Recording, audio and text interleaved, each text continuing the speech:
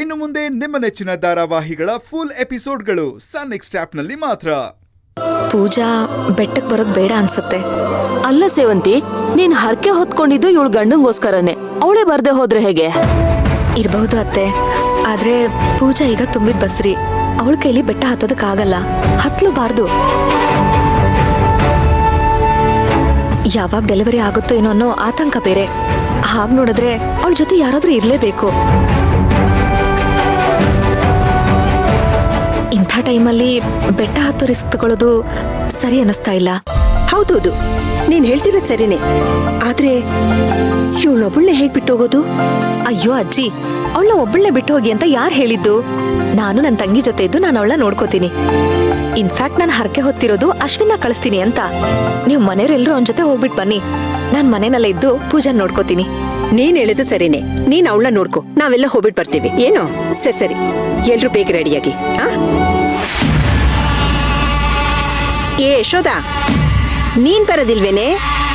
ಅಯ್ಯೋ, ನಾನ್ ಬರ್ದೇ ಇರ್ತೀನ? ಖಂಡಿತ ನಾನ್ ಬರ್ತೀನಪ್ಪ. ಮನೆಯಿಂದ ಹೊರಗಡೆ ಹೋಗಿ ಎಷ್ಟು ದಿನಗಳಾಗೋಗಿದೆ. 10 ನಿಮಿಷಕ್ಕೆ ಈಗ ಹೋಗಿ ಈಗ ರೆಡಿಯಾಗಿ ಬಿಟ್ಟು ಬಂದ್ಬಿಡ್ತೀನಿ. ಪ್ರಿಯಾ, ನೀನು ರೆಡಿಯಾಗೆ ನಡಿ. ನಾಳೆ ತುಂಬಾ ಕೆಲಸ ಇದೆ, ನಿದ್ದೆ ಮಾಡಿ ರೆಸ್ಟ್ ತಗೊಳ್ಳಿದ್ದೆ. ಈಗೇನ್ ಮಾವ, ನಿಮ್ ನಿದ್ದೆಗೆ ಏನು ಭಂಗ ಆಗಲ್ಲ. ಹಿಂದೆ ಸೀಟಲ್ಲಿ ಕೂತ್ಕೊಂಡು ನಿದ್ದೆ ಮಾಡಿವ್ರಂತೆ, ನಡೀರಿ. ಮಾಬಾ ಬನ್ನಿ, ಇದನ್ನೆಲ್ಲ ಎತ್ಕೊಳ್ಳಿ. ನಿದ್ದೆ ತೆಗ್ದಿಡು. ಅಂದ್ರೆ ಇವತ್ ರಾತ್ರಿ ಮನೆಯವರೆಲ್ಲ ಜಾಗ ಖಾಲಿ ಮಾಡ್ತಾರೆ. ಮನೇಲಿ ಪೂಜಾ ಮತ್ತೆ ಸೇವಂತ್ರಿ ಮಾತ್ರ ಇರ್ತಾರೆ.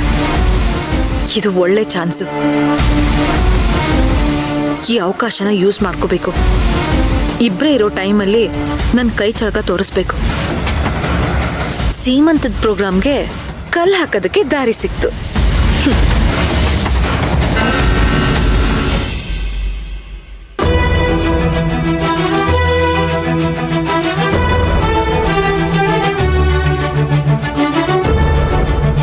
ಅಶ್ವಿನ್, ನಾನು ಒಬ್ಬಳನ್ನ ಬಿಟ್ಟು ಹೋಗ್ತೀಯಾ?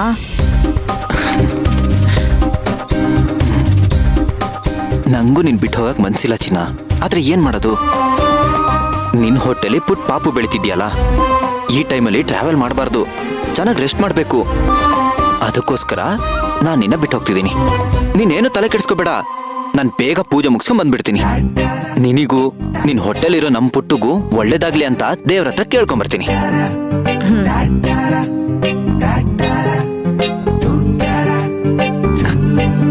ಪಾಪು, ಹೋಗ್ಬರ್ಲಾ?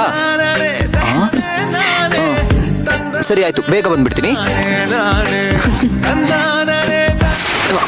ಅಶ್ವಿನ್, ಏನಾಯ್ತು? ಏನಿಲ್ಲ ಕಣೆ, ಎಡವು ಬಿಟ್ಟೆ. ಏನೋ ನೀನು ಶುಭ ಕಾರ್ಯಕ್ಕೆ ಹೋಗ್ಬೇಕಾದ್ರೆ ಯಾರಾದ್ರೂ ಇದ್ರೆ ಎಡುತ್ತಾರ? ನೋಡ್ಲಿಲ್ಲ ಕಣೆ, ನನ್ ಗಮನ ಎಲ್ಲ ನಿನ್ ಮೇಲೆ, ನಮ್ ಪುಟ್ ಪಾಪು ಮೇಲಿತ್ತಲ್ಲ, ಅದಕ್ಕೆ. ಸರಿ, ಹುಷಾರು. ಸರಿ, ನೀನ್ ಹುಷಾರು, ಬರ್ಲಾ? ಪೂಜಾ ಬಾಯ್. ಅಶ್ವಿನ್, ಅಶ್ವಿನ್, ಅಶ್ವಿನ್, ಏನಾಯ್ತು? ಅದು ಬಾಗ್ಲಿಗೆ ಹೊಡ್ಕೊಂಡ್ಬಿಟ್ಟೆ. ನೀನ್ ಇವತ್ತು ದೇವಸ್ಥಾನಕ್ಕೆ ಹೋಗ್ಬೇಡ. ಇನ್ ಯಾವತ್ತಾದ್ರೂ ಹರಕೆ ತೀರ್ಸಿದ್ರೆ ಆಯ್ತು. ಯಾಕೆ? ನೀನ್ ದೇವಸ್ಥಾನಕ್ಕೆ ಹೊರಟಾಗಿಂದ ನೋಡ್ತಾನೆ ಇದ್ದೀನಿ, ಒಂದೆಲ್ಲ ಒಂದು ಅಪಶಕುನ ಆಗ್ತಾನೆ ಇದೆ. ನಂಗೆ ಯಾಕೋ ನಿನ್ನ ಕಳ್ಸಕ್ ತುಂಬಾ ಭಯ ಆಗ್ತದೆ. ನೀನ್ ಹೋಗ್ಬೇಡ. ಹೇಯ್, ಯಾವ ಕಾಲದಲ್ಲಿ ಇದ್ಯಾ ಪೂಜಾ ನೀನು? ಹಾಗೆಲ್ಲ ಏನೂ ಆಗಲ್ಲ. 2 ಸಲನೂ ಗಮನ ನಿನ್ಮೇಲೇನೆ ಇತ್ತಲ್ಲ, ಅದಕ್ಕೆ ಹಾಗಾಯ್ತು ಅಷ್ಟೇ.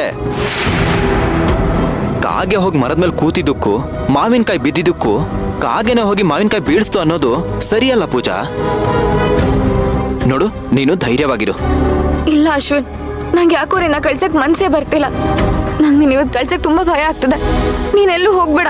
ಪೂಜಾ, ಯಾಕೆ ಭಯ? ನೀನೇನೋ ನಾ ದೊಡ್ಡ ಮಹಾಯುದ್ಧಕ್ಕೆ ಕಳಿಸ್ತಾ ಇದೀಯಾ? ಬೆಟ್ಟದ ಮೇಲಿರೋ ದೇವಸ್ಥಾನಕ್ಕೆ ತಾನೆ. ನೀನ್ ಇಷ್ಟೊಂದು ಟೆನ್ಷನ್ ಆದ್ರೆ ಹೇಗೆ ಹೇಳು? ನೀವಾದ್ರೂ ಹೇಳಿ ಅದಕ್ಕೆ. ಏನೋ ಅವಾಗ ಟೀ ಪಾಯ್ ಕಾಲಿಗೆ ತಾಕ್ತು, ಬಾಗ್ಲಲ್ಲಿ ಹಣೆ ಹೊಡ್ಕೊಂಡೆ. ಅಷ್ಟಕ್ಕೆ ಏನೋ ಭಯ ಅಪಶಕುನ ಅಂತ ಏನೇನೋ ಹೇಳ್ತಿದ್ದಾಳೆ. ಪೂಜಾ, ನೀನಿವಾಗ ಪ್ರೆಗ್ನೆಂಟ್. ನೀನು ಎಷ್ಟು ಪಾಸಿಟಿವ್ ಆಗಿ ಯೋಚನೆ ಮಾಡ್ತೀಯೋ ನಿನ್ ಮಗು ಕೂಡ ಅಷ್ಟೇ ಪಾಸಿಟಿವ್ ಆಗಿರುತ್ತೆ. ನೀನ್ ಈ ತರ ಚಿಕ್ಕ ಪುಟ್ಟದಕ್ಕೆಲ್ಲ ಭಯ ಪಟ್ಕೊಂಡು ನೆಗೆಟಿವ್ ಆಗಿ ಆಲೋಚಿಸಿದ್ರೆ ಅದು ಮಗು ಮೇಲೆ ಕೂಡ ಪರಿಣಾಮ ಬೀರುತ್ತೆ. ನಾನು ನಿನಗೆ ಎಷ್ಟು ಸಾರಿ ಹೇಳಿದೀನಿ ಯಾವಾಗ್ಲೂ ಪಾಸಿಟಿವ್ ಆಗಿರು ಅಂತ.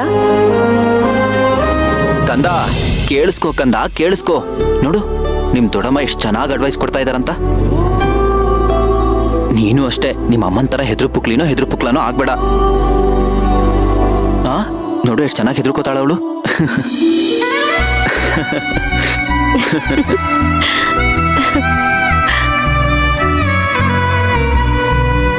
ನೋಡು ನೋಡು ನಿಮ್ಮಮ್ಮ ಚಿಕ್ಕ ಪುಟ್ಟದಕ್ಕೆಲ್ಲ ಮುನ್ಸ್ಕೋತಿದ್ದಾಳೆ, ಹಠನೂ ಮಾಡ್ಕೋತಾಳೆ. ನೀನು ಆದಷ್ಟು ಬೇಗ ಬಂದು ನಿಮ್ಮಮ್ಮ ನನಗೆ ಕೊಟ್ಟಿರೋ ಕಾಟಕ್ಕೆಲ್ಲ ರಿವೆಂಜ್ ತಗೋಬೇಕು. ಇದೇ ತರ ಕಾಟ ಕೊಡ್ಬೇಕು ಆಯ್ತಾ? ರಾತ್ರಿ ಎಲ್ಲ ಅಳ್ತಾ ಇರು, ಅವಳಿಗೆ ನೆಮ್ಮದಿನ ಕೊಡ್ಬೇಡ. ಏಯ್ ಏನು ಅಶ್ವಿನ್ ನೀನು ಪಾಪ ಕೂಸು ಹುಟ್ಟೋದಕ್ಕಿಂತ ಮುಂಚೆನೆ ಅದ್ರ ಮೇಲೆ ಅಷ್ಟೊಂದೆಲ್ಲ ಜವಾಬ್ದಾರಿ ಹೊರಿಸ್ತಾ ಇದೀಯಾ? ಇನ್ನೇನ್ ಮಾಡ್ಲಿ ಅದ್ಗೆ, ಹಠ ಮಾರಿ ಹೆಂಡ್ತಿನ ಮದ್ವೆ ಆಗ್ಬಿಟ್ಟಿದೀನಲ್ಲ. ಇವಳು ಯಾರಿಗೂ ಸೋಲಿಲ್ಲ ಅಂತಂದ್ರು ತನ್ನ ಹೊಟ್ಟೆಲ್ ಹುಟ್ಟಿದ ಮಗು ಹಠ ಮಾಡಿದಾಗ ಸೋಲ್ಲೇಬೇಕಲ್ವಾ? ಅದಂತೂ ನಿಜ ಬಿಡು.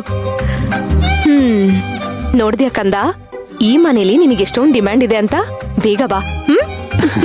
ಅದ್ಕೆ ನಿಮ್ನೆ ನಂಬಿ ಬಿಟ್ಟು ಹೋಗ್ತಾ ಇದೀನಿ, ಹುಷಾರಾಗಿ ನೋಡ್ಕೊಳ್ಳಿ.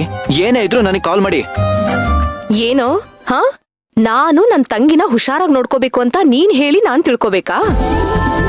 ಹೋಗೋಗು ನೀನ್ ಕೆಲ್ಸ ನೋಡು. ನನ್ ತಂಗಿನ ಹೇಗ್ ನೋಡ್ಕೋಬೇಕು ಅಂತ ನಂಗೆ ಚೆನ್ನಾಗ್ ಗೊತ್ತಿದೆ.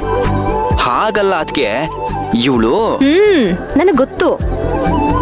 ಇವಳು ತುಂಬು ಗರ್ಭಿಣಿ. ಎಂಥ ಪರಿಸ್ಥಿತಿ ಬಂದ್ರೂ ನಿನ್ ಹೆಂಡತಿಗೆ ಏನೂ ಆಗ್ಬಾರ್ದು, ಆ ಥರ ನಾನ್ ನೋಡ್ಕೋತೀನಿ. ಇವಳ ಹೊಟ್ಟೆನಲ್ಲಿ ನಮ್ಮ ವಂಶದ ಕುಡಿ ಬೆಳೀತಾ ಇದೆ. ನಿನಗೆಷ್ಟು ಎಕ್ಸೈಟ್ಮೆಂಟ್ ಇದೆಯೋ ನನಗೂ ಅಷ್ಟೇ ಎಕ್ಸೈಟ್ಮೆಂಟ್ ಇದೆ ಕಣೋ. ನನ್ ಪ್ರಾಣ ಕೊಟ್ಟಾದ್ರೂ ಸರಿ, ನಿನ್ ಹೆಂಡ್ತಿನ ಮಗುನ ನಾನ್ ಕಾಪಾಡ್ತೀನಿ. ಅದ್ಕೆ ಆ ವಿಷಯ ನನಗ್ ಗೊತ್ತಿಲ್ವಾ? ನಾನೇನೋ ಸುಮ್ನೆ ಬಾಯಿ ಮಾತಿಗೆ ಹಾಗೆ ಹೇಳದ್ನಪ್ಪ. ನೀವೊಬ್ರು ನನ್ನ ಹೆಂಡತಿ ಜೊತೆಗಿದ್ರೆ ನಾನ್ ಧೈರ್ಯವಾಗಿ ಎಲ್ಲಿಗೆ ಬೇಕಾದ್ರೂ ಹೋಗ್ಬರ್ತೀನಿ. ನಿಜವಾಗ್ಲೂ ನಿನಗೆ ನನ್ ಮೇಲೆ ಅಷ್ಟೊಂದು ನಂಬಿಕೆ ಇದೇನೋ? ಅದ್ಕೆ ಇದೇನ್ ಹಿಂಗ್ ಕೇಳ್ತಿದ್ದೀರಾ? ಖಂಡಿತವಾಗ್ಲೂ ಇದೆ. ಇಷ್ಟು ದಿನ ನಾನು ಕೆಲ್ಸ ಅಂತ ಬಿಸಿ ಆದಾಗೆಲ್ಲ ನನ್ನ ಹೆಂಡತಿ ಕಡೆ ಗಮನ ಕೊಟ್ಟಿದ್ದು, ಆರೈಕೆ ಮಾಡಿದ್ದು ಎಲ್ಲ ನೀವೇ. ಮುಂದಕ್ಕೂ ನೀವು ನನ್ನ ಹೆಂಡತಿಗೆ ಬರೀ ಅಕ್ಕನಾಗಲ್ಲ, ತಾಯಿಯಾಗಿರ್ಬೇಕು. ಆ ಭರವಸೆ ನನಗಿದೆ.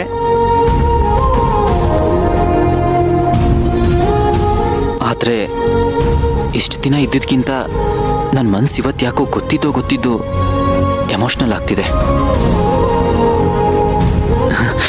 ಮೇ ಬಿ ಇವಳು ತುಂಬು ಗರ್ಭಿಣಿ ಅಲ್ವಾ, ಅದಕ್ಕೆ ಅನ್ಸುತ್ತೆ. ಅದಕ್ಕೆ ನಿಮ್ ಮಗಳಾದ ಪೂಜನ್ ಹೊಟ್ಟೆಲಿರೋ ನನ್ನ ಕಂದಮ್ಮನ್ನ ಇಬ್ರು ಜವಾಬ್ದಾರಿನೂ ನಾನು ನಿಮ್ಗೆ ವಹಿಸ್ತಿದ್ದೀನಿ.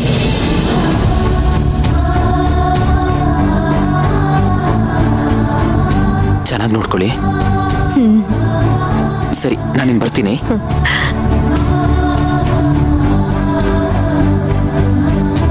ಇವನು ನನಗೆ ಹೇಳ್ಕೊಡ್ತಾನೆ ನಿನ್ನ ನೋಡ್ಕೊಳಕ್ಕೆ ಅಂತ.